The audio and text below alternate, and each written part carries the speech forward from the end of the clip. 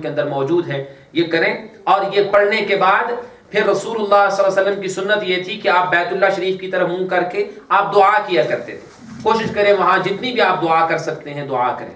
پھر صفا پہاڑی سے اتر کے یا وہ ڈھلوان سی ہے وہاں سے اتر کے آپ جو ہے وہ مروہ کی طرف جائیں. یہ آپ کا ایک چکر ہوگا. پھر مروہ سے صفا کی طرف آئیں گے, یہ دوسرا ہو جائے گا. پھر صفا سے پھر مروہ کی طرف جائیں گے, تیسرا ہو جائے گا. تو اس طرح کرتے کرتے آپ کا 7واں چکر جو ہے وہ مروہ پہ ختم ہوگا. شروع آپ صفا سے کریں گے, ختم مروہ پہ کریں گے. مروہ کے بعد پھر وہاں سے جب آپ نکلیں گے تو پھر عمرے کا آخری حصہ جو ہے وہ ہے آپ کے بال کٹوانا. اگر آپ شیو کروا لیں تو اس کا اجر و ثواب زیادہ ہے, سر منڈوا لیں تو اس کا ثواب زیادہ ہے. لیکن اگر نہیں منڈوانا چاہتے تو آپ بال ضرور کٹوائیں. لیکن بال کٹوانے کے لیے ہے کہ پورے سر کے بال, مرد حضرات پورے سر کے بال تھوڑے تھوڑے کٹوائیں. یہ نہیں کہ ایک طرف سے تھوڑے سے کاٹ لیے اور کہیں کہ جی فرض ادا ہو گیا, یہ درست نہیں.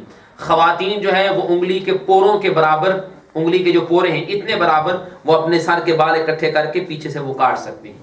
اس کے بعد جو ہے وہ آپ جب یہ سارے آپ نے کام کر لیے تو آپ کا عمرہ مکمل ہے. اب اس کے بعد آپ حالت احرام میں نہیں ہیں. اگرچہ آپ نے احرام کی چادریں پہنی ہوئی ہیں, آپ ہوٹل میں جائیں گے وہاں جا کے نہائیں گے, لیکن آپ حالت احرام میں اب نہیں ہیں. اس کا مطلب کیا ہے کہ اگر کوئی ناخن اتارنا پڑتا ہے یا بال کٹوانے پڑتے ہیں اور یا اس کے بعد یہ ہے کہ خوشبو لگانی پڑتی ہے تو آپ استعمال کر سکتے ہیں. آپ حالت احرام میں اب نہیں رہے. یہ ہے عمرہ. اس کے بعد آپ نکل جائیں گے عمرے کی حالت احرام سے. پھر اس کے بعد آپ کو 8 تاریخ کو آپ کو احرام باندھنا ہوگا حج کا.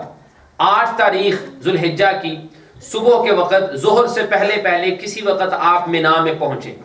وہاں پہنچ کے ظہر, عصر, مغرب, عشاء اور آگے 9ویں تاریخ کی فجر جو ہے آپ وہاں مینا میں ادا کریں گے. رسول اللہ صلی اللہ علیہ وسلم کی سنت مبارکہ یہ تھی کہ آپ نے ظہر, عصر اور عشاء یہ دونوں نمازیں قصر پڑھی ہیں جو مسافر کی نماز ہوتی ہے, یعنی 2 رکھتے ہیں. اب اس میں ایک بات ذہن میں رکھنے کی ہے کہ مینا میں جب آپ وہاں پہنچے ہیں وہاں پہنچ کے کرنا کیا ہے, ہوتا کیا ہے. اصل میں اکثر لوگ وہاں پہنچ کے اپنا وقت وہ ضائع کرتے ہیں, حقیقی معنوں میں ضائع کرتے ہیں. وہ کہتے ہیں اب یہاں کچھ کرنا تو ہے نہیں, اب کیا کریں. وہ اب سارا دن بیٹھ کے ادھر ادھر کی باتیں, اپنے کو لائف سٹوری سناتے ہیں ایک دوسرے کو اپنے کہتے ہیں جی اپنے ایکسپیرینس ایک دوسرے کے ساتھ شیئر کریں. مرد حضرات بھی, خواتین بھی, چھوٹے بڑے سب خیموں میں ٹینٹ لگے ہوتے ہیں, وہاں بیٹھے گپیں لگ رہی ہیں, کھانا کہاں سے ملے گا, کیسے ہوگا, یہ ہے اس طرح کی چیزوں. اپنے ٹائم کو مینیج کرنے کے لیے اور وقت سے فائدہ اٹھانے کے لیے میں یہ گزارش کروں گا کہ آپ اپنے لیے ایک کمٹمنٹ رکھیں. کمٹمنٹ کیا ہے کہ آپ کے پاس ایک دن ہے, پورا ایک دن ہے, ظہر سے لے کے اگلے دن فجر کے بعد تک, سورج نکلنے کے بعد تک کا جو وقت ہے آپ کے پاس وہ وقت ہے. اس وقت میں آپ اپنے ذہن میں یہ سوچ لیں کہ میں نے اتنا قرآن مجید پڑھنا ہے اور پھر بس اس میں لگ جائیں.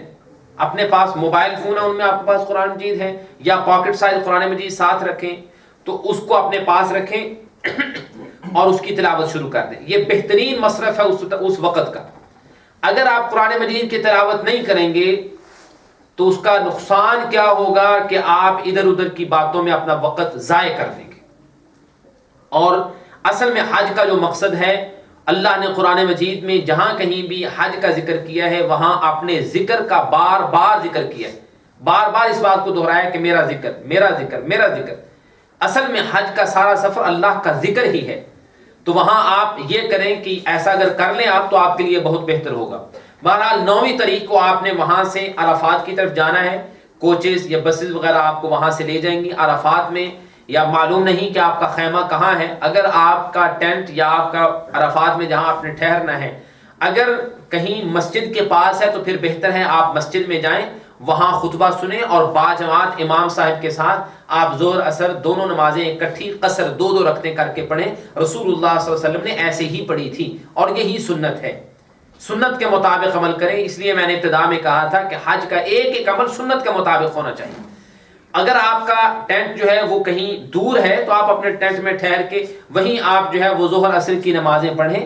دونوں نمازیں اکٹھی پڑھیں, پہلے ظہر کی نماز پھر عصر کی نماز, 2 رکعتیں ظہر کی پھر 2 رکعتیں عصر کی, مسافر کی نماز آپ پڑھیں گے. اور اس کے بعد یہ وقت ہے اصل میں عرفات کا دن, سبحان اللہ، اتنا عظیم دن ہے، اتنا قیمتی دن ہے کہ اس سے بڑھ کے سال کا کوئی دن قیمتی نہیں۔ یہ وہ دن ہے کہ جس کے بارے میں اللہ کے پیغمبر صلی اللہ علیہ وسلم فرماتے ہیں کہ اس ایک دن میں اللہ رب العالمین اتنے زیادہ لوگوں کو جہنم کی آگ سے آزاد کرتے ہیں کہ سال کے کسی اور دن میں اتنی آزادی نہیں ملتی۔ حتیٰ کہ رمضان مبارک جبکہ جنت کے سب دروازے کھلے ہوتے ہیں، جہنم کے سب دروازے بند ہوتے ہیں، اس وقت بھی پورے مہینے میں بھی اتنے لوگوں کو جہنم کی آگ سے آزادی نہیں ملتی جتنی عرفات کے دن میں ملتی۔ اور اصل میں یہ ہے کہ اس دن شیطان بہت زیادہ ذلیل اور رسوا ہو رہا ہوتا ہے، اور اللہ رب العالمین اپنے عرش پہ فرشتوں سے مخاطب ہو کے ان کے ساتھ فخر کر رہے ہوتے ہیں۔ حدیث میں آتا ہے یباہی ربکم بکم الملائکہ، اللہ تمہارے ذریعے اپنے فرشتوں کے سامنے فخر کرتا ہے کہ یہ دیکھو میری مخلوق میرے سامنے اکٹھی، ایک لباس میں سب وہاں اکٹھے ہیں۔ اور یہ ایک ایسا قیمتی دن ہے کہ اللہ کے پیغمبر صلی اللہ علیہ وسلم فرماتے ہیں کہ اس دن میں نے اور تمام نبیوں نے سب سے بہترین جو کلمہ کہا ہے وہ ہے لا الہ الا اللہ وحدہ لا شریک لہ لہ الملک ولہ الحمد وہو علی کل شیء قدیر۔ اللہ کی توحید کا کلمہ، اس کو دہرائیں، بار بار دہرائیں، کثرت کے ساتھ دہرائیں، اور یہ وقت یاد رکھیں زندگی میں دوبارہ آنے والا وقت نہیں، بہت ہی قیمتی وقت ہے۔ رسول اکرم صلی اللہ علیہ وسلم نے جب حج کیا تو آپ نے ظہر اثر دونوں نمازیں ظہر کے وقت میں پڑھ کے آپ صلی اللہ علیہ وسلم کھڑے ہو گئے، اور آپ نے کھڑے ہو کے اللہ سے دعا کرنا شروع کر دی۔ اور کب تک؟ 10 منٹ، 15 منٹ، آدھا گھنٹہ، گھنٹہ، 2 گھنٹے نہیں، ظہر کے وقت سے لے کے مغرب تک اللہ کے پیغمبر صلی اللہ علیہ وسلم کھڑے رہے اور دعا کرتے رہے۔ ہم اگر حج کرنے جا رہے ہیں تو ذرا ہمت کریں، ذرا اپنے آپ کو ذہنی طور پہ تیار کر کے جائیں، اور یہ عہد کر کے جائیں کہ عرفہ کے دن میں میں نے سنت پہ عمل کرتے ہوئے میں نے کھڑے ہو کے دعا کرنی ہے۔ اور یہ سارا وقت اب ظہر سے لے کے عصر تک کم از کم 5 گھنٹے بن جاتے ہیں، تقریباً 5 گھنٹے 6 گھنٹے بن جاتے ہیں، اتنا وقت جو ہے دعا میں۔ اب آپ ذرا اندازہ کیجئے کہ اتنے وقت میں آپ اللہ سے مانگیں گے، کتنا مانگیں گے؟ مانگتے جائیں، مانگتے جائیں، مانگتے جائیں۔ ہم سب اس کے منگتے ہیں، ہم اس کے فقیر ہیں۔ اس سے نہیں مانگیں گے تو مانگیں گے کس سے؟ وہ نہیں دے گا تو کون دے گا؟ اس سے مانگیں، التجا کر کے، رو کے، گڑ گڑا کے، گناہوں کی معافی، اللہ سے شفا مانگیں، جو پریشانیاں ہیں ان کے دور ہونے کے اللہ سے دعا کریں، اپنے لیے، اپنی اولاد کے لیے، اپنے رشتہ داروں کے لیے، اپنے والدین کے لیے، پوری امت کے لیے، اور دنیا آخرت کی بھلائیاں اللہ سے مانگیں۔ مانگتے جائیں، مانگتے جائیں، مانگتے جائیں۔ بہتر یہ ہوگا کہ آپ اس دن سے پہلے ذہنی طور پہ بھی تیار ہو جائیں کہ آپ نے اللہ سے مانگنا کیا کچھ ہے، تاکہ آپ کو وہاں یہ نہ ہو کہ اب میں نے دعا کر لی ہے بس۔ اور دعا کا یہ مقصد نہیں ہوتا کہ آپ ایک مرتبہ اللہ سے کہہ لیں، 2-3 مرتبہ کلمہ دہرا لیں، تو نہیں۔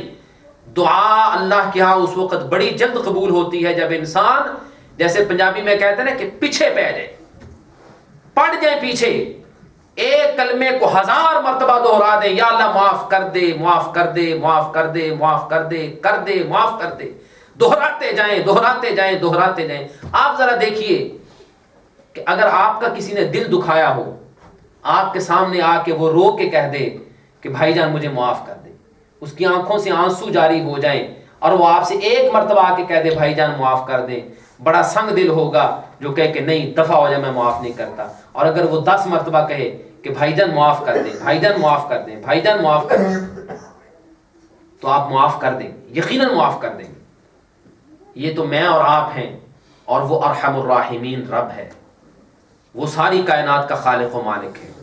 اس نے 99 حصے اپنی رحمت کے اپنے پاس رکھے ہیں، صرف ایک حصہ دنیا میں بھیجا ہے۔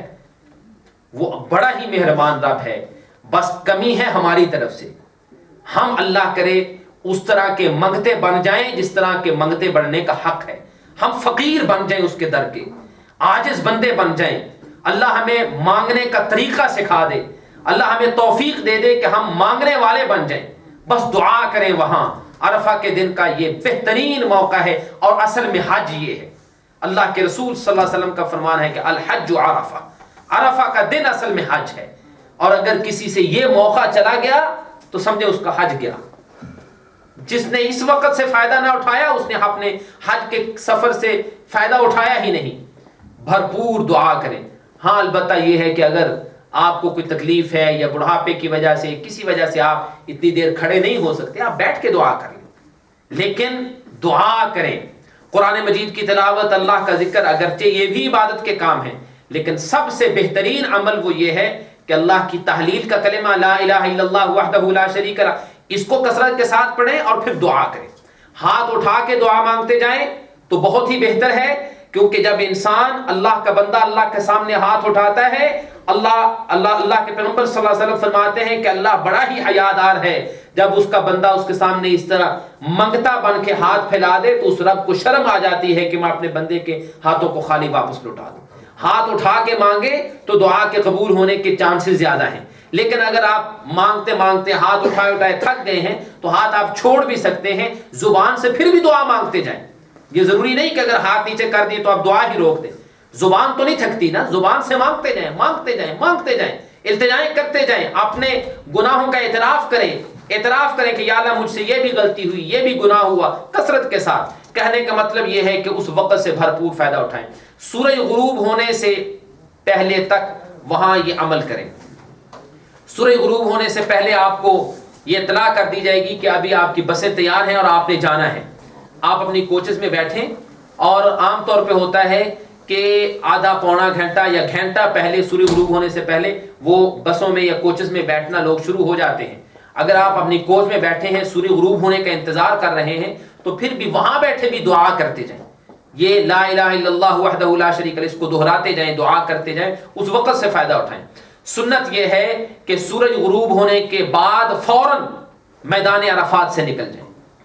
یہاں ایک اور تنبیہ کرنا مقصود ہے, بہت ہی اہم بات ہے.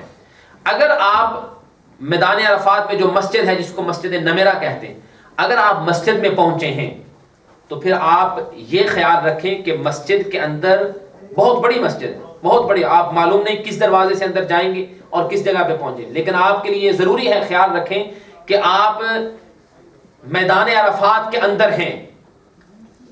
نماز ظہر اور عصر ادا کرنے سے پہلے یا خطبہ سننے سے پہلے تک تو آپ اگر مسجد اصل میں یہ ہے کہ مسجد کا بہت سا حصہ میدان عرفات سے باہر ہے اور کچھ حصہ میدان عرفات کے اندر ہے.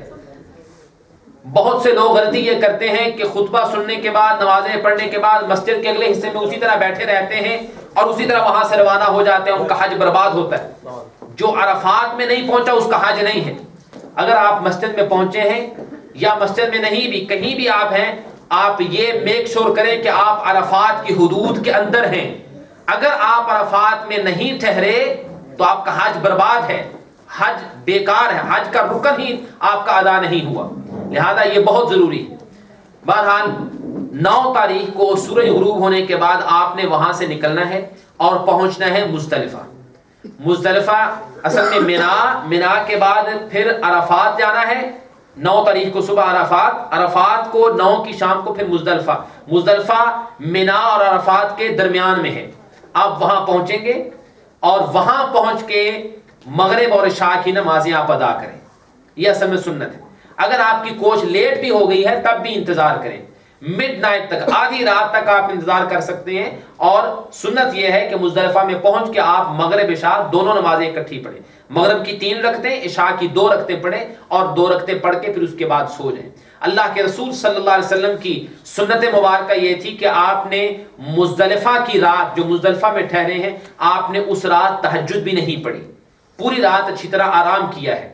کیونکہ اگلے دن جو 10 تاریخ ہے, جو عید کا دن ہوتا ہے, اس دن 4 اہم کام کرنے والے ہیں اور وہ نہایت محنت طلب ہیں. آپ نے اگلے دن وہاں سے نکلنا ہے مزدلفہ سے. فجر کی نماز ادا کرنے کے بعد آپ منا کی طرف روانہ ہوں گے. وہاں جو جمرات ہیں ان میں بڑا جمرہ عقبہ, آج کل تو انہوں نے بندوبست اس طرح کا کیا ہوا ہے کہ دوسرے 2 ویسے ہی بند ہوتے ہیں, ایک کا رستہ کھلا ہے. آپ وہاں جائیں گے, وہاں جا کے کنکریاں ماریں گے. اگر ہو سکتا ہے تو مزدلفہ سے چلتے وقت آپ وہاں سے کنکریاں اٹھا سکتے ہیں, لیکن ضروری نہیں ہے. کہیں سے بھی کنکریاں آپ اٹھا کے وہاں جا کے 7 کنکریاں ماریں گے.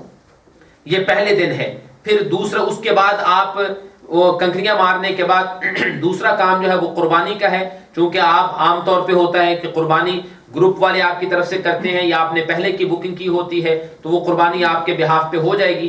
تیسرا کام ہے آپ کی حجامت کروائے، بال کٹوائیں، مرد حضرات جو ہیں وہ اپنے بال کا سر جو ہے وہ شیو کروا لیں یا کم از کم بال کٹوا لیں، اور خواتین وہ اسی طرح ایک پورے کے برابر جو ہے وہ اپنے بال کٹوا لیں پیچھے سے، اور پھر اس کے بعد طواف کے لیے جائیں۔ آج کل بہت زیادہ مشکل ہے، اس دن طواف کرنا اتنا مشکل ہو جاتا ہے کہ وہاں جان لیوا بس اوقات ثابت ہو سکتا ہے۔ اگر آپ کے لیے مشکل ہے، بہت زیادہ تنگی ہے وہاں مکہ مکرمہ میں پہنچنا اور وہاں جا کے طواف کرنا، تو آپ اس کو کچھ ڈیلے بھی کر سکتے ہیں، ڈیلے کر سکتے ہیں۔ آپ رات کے کسی حصے میں جا کے یا اگلے دن جا کے کر لیں، جو ایام ہیں تشریق کے، یعنی اگلے 2 دن کے اندر اندر کسی بھی وقت کر لیں، لیکن وہ اس کا حصہ ہے، اس کو ضرور ادا کریں، اس کو بھولیے نہیں۔ یہ 4 کام اصل میں کرنے والے ہیں۔ اس کے بعد کے 2 دن آپ نے منا میں ہی ٹھہرنا ہے۔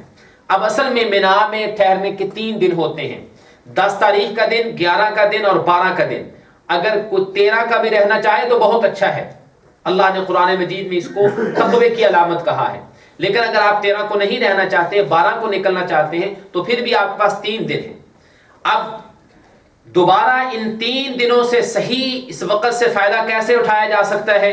اس کا سب سے بہترین طریقہ یہ ہے، رسول اکرم صلی اللہ علیہ وسلم کی حدیث کے مطابق قرآن مجید شروع سے لے کے آخر تک 3 دنوں میں مکمل کرنا چاہیے، یا کم از کم یہ کہہ لیں کہ اتنا وقت ہے۔ اگر آپ اللہ کے ساتھ وعدہ کر لیں، اور اگر آپ سمجھتے ہیں کہ صرف وعدے سے بات نہیں بنتی، آپ قسم بھی کھا سکتے ہیں اپنے لیے کہ اللہ کی قسم میں ان 3 دنوں میں پورا قرآن مکمل کروں گا۔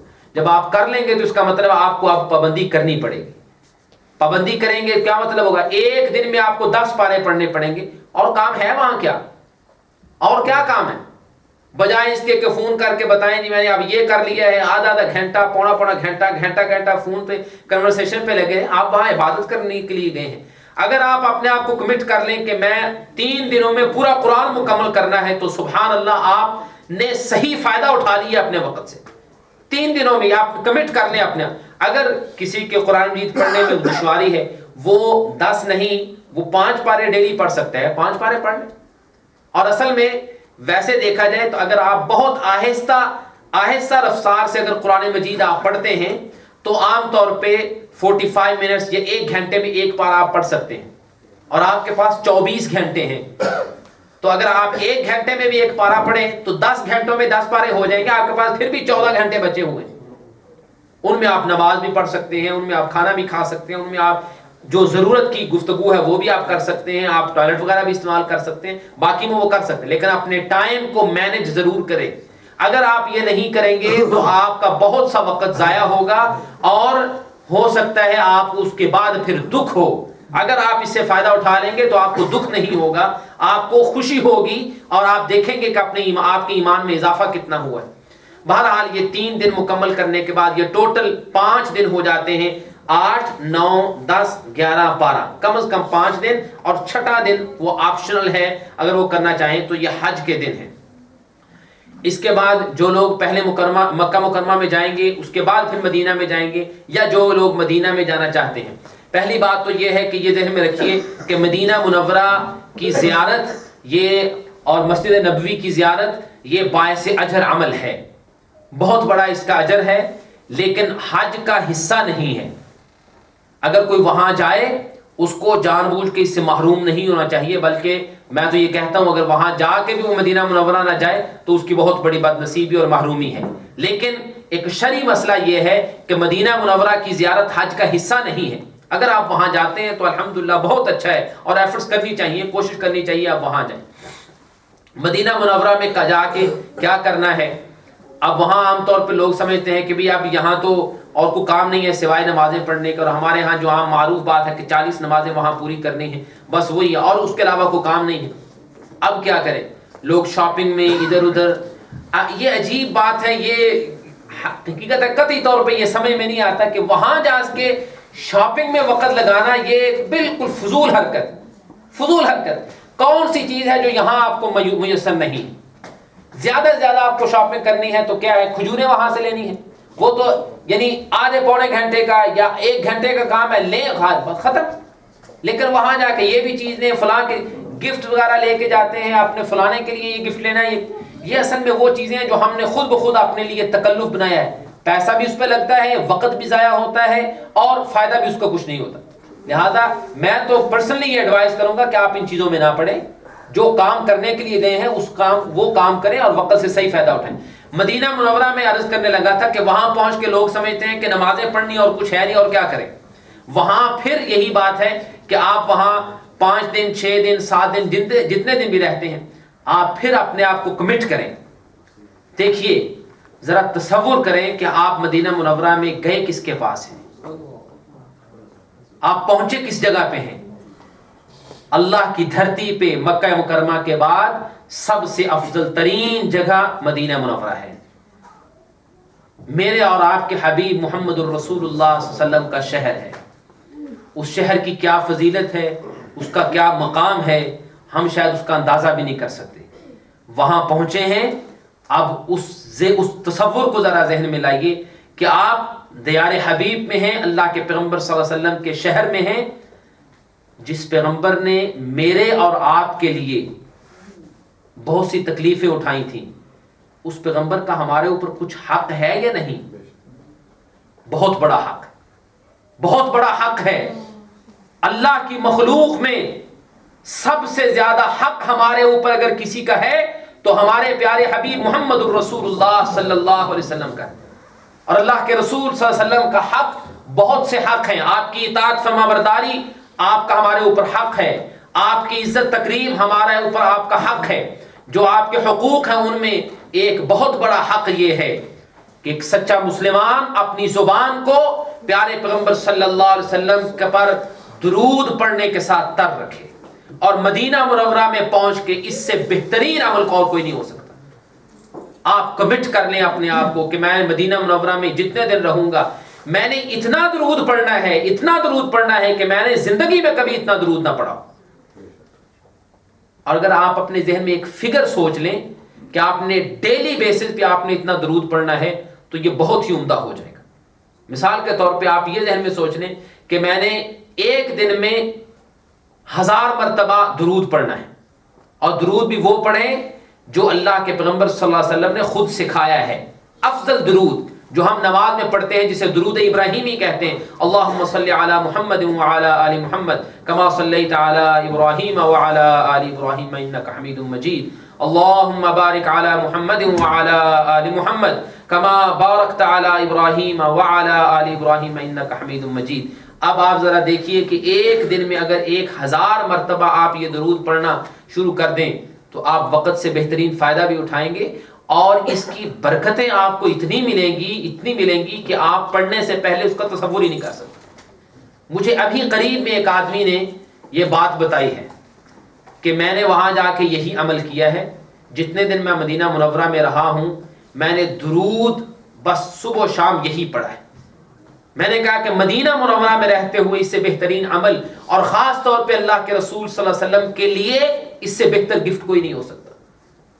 جس پیغمبر نے ہمارے لیے یہ کچھ کیا ہے اس پیغمبر کا ہمارے اوپر حق ہے. اور ویسے بھی درود پڑھنا ہر مسلمان پہ فرض تو ہے ہی، لیکن وہاں اتنی کثرت کے ساتھ پڑھیں کہ آپ نے زندگی میں کبھی اتنا نہ پڑھا. وہ بھائی کہتے ہیں کہ میں نے وہاں یہ کمٹ کر لیا اور میں روزانہ تقریباً 1000 مرتبہ یہ اس کے قریب اس کے کم و بیش اس کے قریب میں پڑھا کرتا تھا. اور اس کی برکت کیا ہوئی، برکت اس کی کیا ہوئی ذرا سوچئے.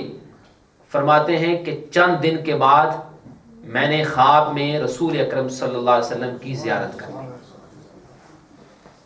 اور اللہ کے رسول صلی اللہ علیہ وسلم نے فرمایا اس آدمی کا نام لے کے کہ آپ کی دعوت قبول ہو گئی ہے. اب ذرا دیکھیے کہ ایک مسلمان کے لیے اس سے بڑھ کے اور کیا ہو سکتا ہے، کیا ہو سکتا ہے.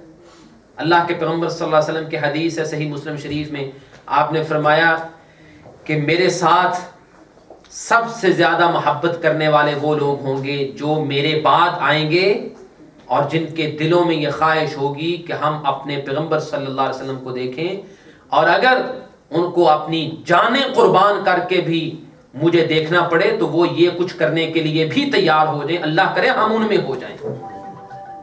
اور ایک سچے مسلمان کے لیے یہ زندگی کی بہت بڑی نعمت ہے کہ وہ اللہ کے پیغمبر صلی اللہ علیہ وسلم کی زیارت کر لے. تو کہنے کا مطلب یہ ہے کہ مدینہ منورہ میں پہنچ کے بھی آپ کوشش کریں کہ اپنے وقت سے بھرپور فائدہ اٹھائیں اور اپنا وقت زیادہ سے زیادہ وہ درود شریف پڑھنے میں لگائیں.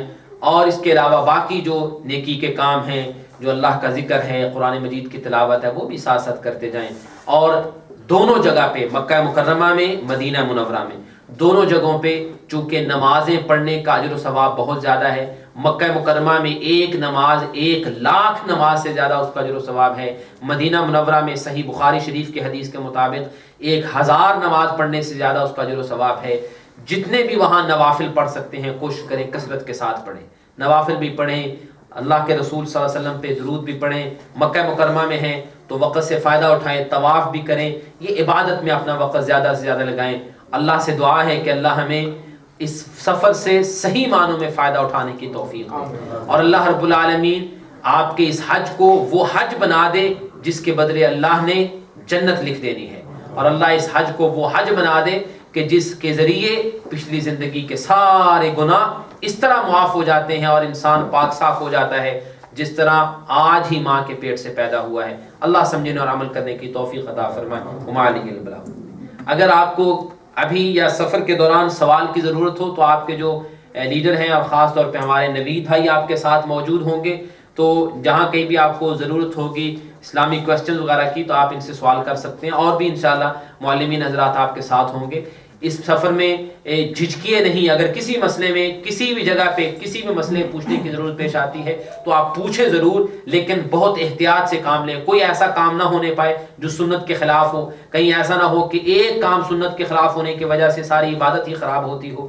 بے کوشش کریں کہ ایک ایک کام سنت کے مطابق ہو اور پوچھ کے کرتے جائیں. اللہ رب العالمین قبول کرنے والا ہے, اس سے دعا ہے کہ وہ ہماری محنتوں کو اور ٹوٹی پھوٹی باتوں کو اللہ قبول کر لے. اصل میں تو ہمیں جنت ملنی ہے اس کی رحمت سے, ہماری تو کوشش ہے, اور اللہ کی توفیق کے بغیر انسان نہ گناہ سے بچ سکتا ہے نہ اس کی توفیق کے بغیر کوئی نیکی کر سکتا ہے. اللہ ہمیں نیکیاں کرنے کی توفیق دے, گناہوں سے بچنے کی توفیق دے. وما علیہ البلاغ. بسم الله والحمد لله والصلاة والسلام على رسول الله وبعد. First, I'd like to thank Sheikh Skala for giving us this inspiring lecture and telling us how to form Hajj and how we should benefit in our time when we're there in terms of worshipping Allah, remembering Allah, being patient with each other. I'm not going to take much of your time, but there's a few very important announcements that I need to make. The first announcement is that in terms of when we're leaving, then on Monday the 23rd, the coach will be leaving from here at 2 p.m. 2 p.m. So 2 o'clock p.m. the coach will be leaving from here, so make sure you're early. It's leaving from outside the office, which you all know where it is. The actual flight from London, from Heathrow, is 10:30 p.m. and we're travelling British Airways. And then the second announcement is that our flight from 10:30 p.m. is going to arrive in Jeddah. From Jeddah, we're leaving from Jeddah and going to Medina by coach. Now, like the Sheikh mentioned, normal timings from going from Jeddah to Medina is maybe 3-4 hours, 4-5 hours. During the time of Hajj, this could take anywhere up to 10 hours. And it's not something which is in our hands or anybody's hands. So here we need to have patience. And complaining or asking us, even us complaining, is nothing we can do about it. So here we have to be patient. Remember, you have 3, 4, 5 million people in a small place. So obviously anything which would take 2 hours is going to take 5 hours. Anything which would take 5 hours is going to take 10 hours. So that's from Jeddah to Medina by coach. We're staying in Medina for about 7 days or 7 nights, and then we're leaving from Medina to Mecca. In Mecca we're staying for 7 days before Hajj. 9 days. 9 days in Mecca. In In a hotel, yeah. a hotel. The hotel in Medina, alhamdulillah, we've chosen a very good hotel. And similarly in Mecca, we've chosen a very good hotel. The Sheikh mentioned that you need to be patient during your stay. And when things go wrong, that you don't complain too much. This doesn't mean we're planning for anything to go wrong. We're planning and we're hoping and praying that you have a perfect Hajj without any problem. This is what we're hoping and planning. and that you get everything that which we've promised you. But obviously in these type of situations, sometimes things do go wrong. Be patient, but at the same time do come and speak to us. If there's anything that you need help with, if there's anything that you're not happy with, if there's any suggestions that you have, if there's any problems or doubts that you have, please do come and speak to us, and we'll try our best to help you if it's possible for us to do so. From Makkah we go to an area between Makkah and Mina called Aziziyah. Medina is a place where there's many hotels and very good hotels. Makkah is a place where there's many hotels. Aziziyah is a place not where there's hotels, but it's a residential place. It's not a place which is very built up and there's a lot of good hotels. It's a residential place. So generally the level of residence in Aziziyah for everybody is not like in Makkah and Medina, regardless of how much you pay and how good your package is. So do expect that your stay in Aziziyah will not be like your stay in Makkah and Medina in terms of the quality of hotels that you have, and that's normal for anybody. From Aziziyah we'll go on, from the Hajj, Mina, Muzdalifah, Arafah, and the various places. And as you go on, the next place that you go to, the more difficult it becomes. So when you're in Arafah, when you're in Muzdalifah, when you're in Mina, the toilet facilities become more difficult. The living facilities become more difficult. And all of these things you need to be patient upon. Like I said, in Mina and Arafah and Muzdalifah, I don't think it's going to be like in Makkah and Medina. In Muzdalifah, every person sleeps outside. Every person in the desert, under the sky. So obviously in those type of situations, water, toilets, these things are difficult, so you need to be patient here. You need to take sleeping bags with you, especially for your stay in Muzdalifah. And the brother informed me that it's better for you to buy your sleeping bags when you're in Medina, because they're cheaper there. But if you've got sleeping bags that you want to take with you, and you can fit them into your luggage, there's no problem taking your sleeping bags with you. The third announcement is, the Sheikh mentioned some of the rulings of fiqh when it comes to Hajj and Umrah. And like he said, you won't be able to understand everything now, you won't memorize everything now.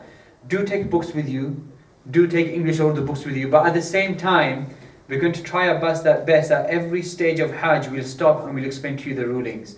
So when it comes for the time of making ihram, we'll be there and I'll explain to you in English how to put the ihram on or what are the rulings of ihram.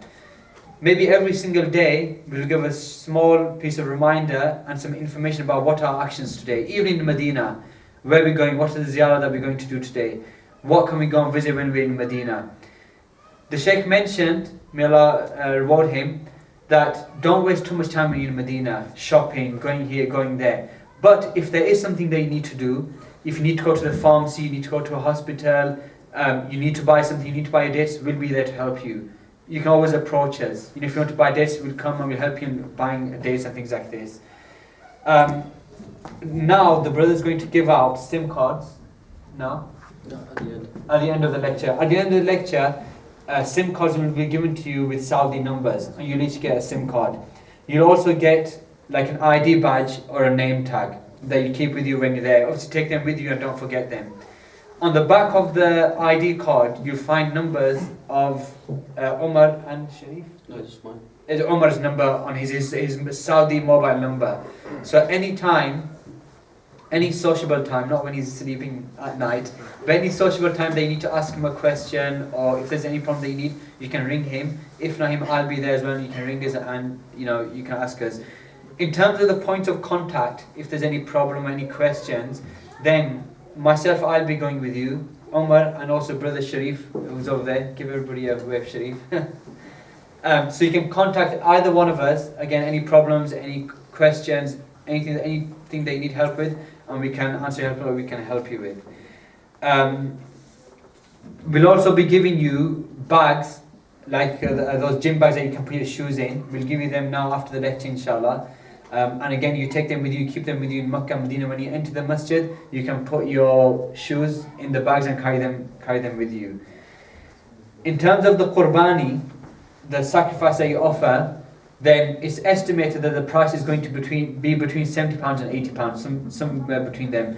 And that will sort out when we're in Makkah or when we're in Medina. When we're in Medina, we'll approach you all, or you can approach us, and we'll sort out the qurbani and the cost for qurbani.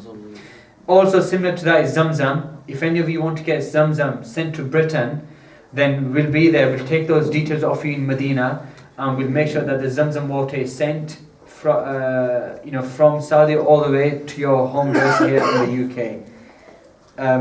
And apart from that, I think any other announcements, anything? Just go through what I'm saying. What about bringing water? 10 liters. Yeah, you have 10. There's 10 liter water that you can take with you, which is like free or included in the luggage. But there will be a facility to send your water to straight to your address. In terms of what the Sheikh's gone through, I think most of them have understood. There are a few people they want to say in English as well. The whole of his lecture in English. No, just brief. I mean, the Sheikh went through the. No problem. Exactly. Take it one second. The Sheikh gave a lecture for an hour and a half, and I don't think even I've got the patience to sit here and speak for an hour and a half. And he went through the various rulings of Hajj. He explained regarding the Ihram, how to put on the Ihram. Right now, the first important thing is the Ihram for us, because this is the first thing that we're going to counter. Ihram isn't the two pieces of clothing that you're going to wear. Ihram is the state that you're in, the niyyah that you make, and the things that you do and that you don't do. Anyway, like I said, inshallah, before each step of Hajj, what I'll do is I'll stop and we'll explain each step of Hajj properly, and I'll give you all the rulings before the step of Hajj we take. So there's no point going through it all. And after this now, there's food organized for everybody. The point behind this food is that the people that you see around you, these are your companions, these are your friends, this is your family for the next month. We're going to be staying with each other, talking to each other, and also helping each other.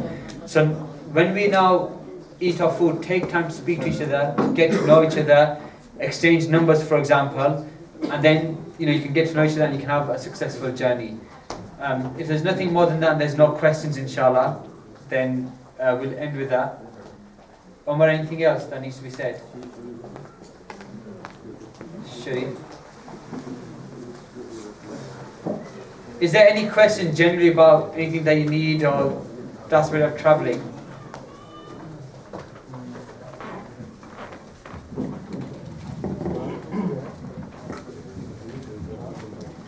Assalamu alaikum warahmatullah. Question. What is the baggage allowed on the airline? Okay, British Airways baggage allowance is 46 kgs. Now, what they said, they made a new ruling on this. Before, it was 2 times 23 kgs, then 7 on the hand, plus 10 litres Zamzam. But what they've done now is the 46 kgs will include your hand luggage as well as your 10 litres Zamzam. They sent me a circular for that. But even with that circular, they did still allow the previous concession. So I'll get more information tomorrow on that, because what they sent me was totally different to what they're doing actually. So they're still going on the old 2 times 23 luggages, 7 on the hand and 10 litres Zamzam. But with the circular that sent, they said everything's got to be within 46 kgs. Well, I'll find that out tomorrow for you anyway. Now, I don't know if whoever's been to Hajj last year or whatever, if you will Muharram again this year. Last year we had problems at Jeddah airport whereby, the Zamzam water that you filled up, I'd rather tell you this now because I'm going to tell other groups as well. Where the Zamzam waters you guys filled up in Makkah, sometimes they weren't allowing you to take them home with you. They wanted you to use the airport ones. So be aware of that, but they were only doing them on some days. So I can't really say if it's going to be on your day. So I'd rather tell you that, so be aware. Last year we had some days where the people who flew back from Jeddah, they were able to take back their Zamzam water that all filled up in Makkah. And some days they stopped them and the immigration said you got to buy the ones which are already pre-packed in the boxes. But they cost about 15 or 20 riyals, if that. So just be aware of that, because I don't want you to say to Umar, oh, you told us you can take our Zamzam water back. Because we don't know what they're like. They change their mind, by every minute. Make sure your baggages are 23 kgs. Don't overfill them over more than 23 kgs. Each baggage. Well, obviously, you told the flight times at 10:30. Start flight to Jeddah.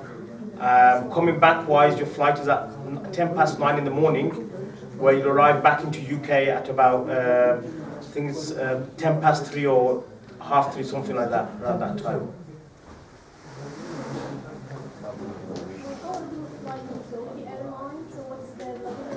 British Airways. Okay, sister, which package are you on? Sorry. Oh, is she one with me? Okay, I think you're flying with me, sister.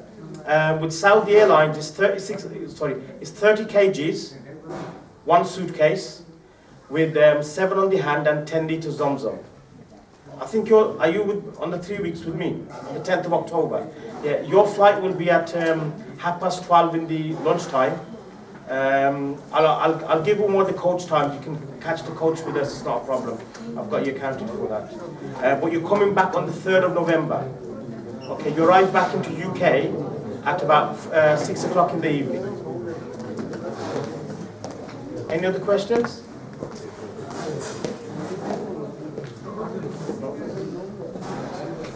If there's no more questions, then food's prepared. I think so, yeah. For More? 10 minutes, right? Do you want to give out these first before the food, or? Okay, there's some food there, inshallah. If you want to have some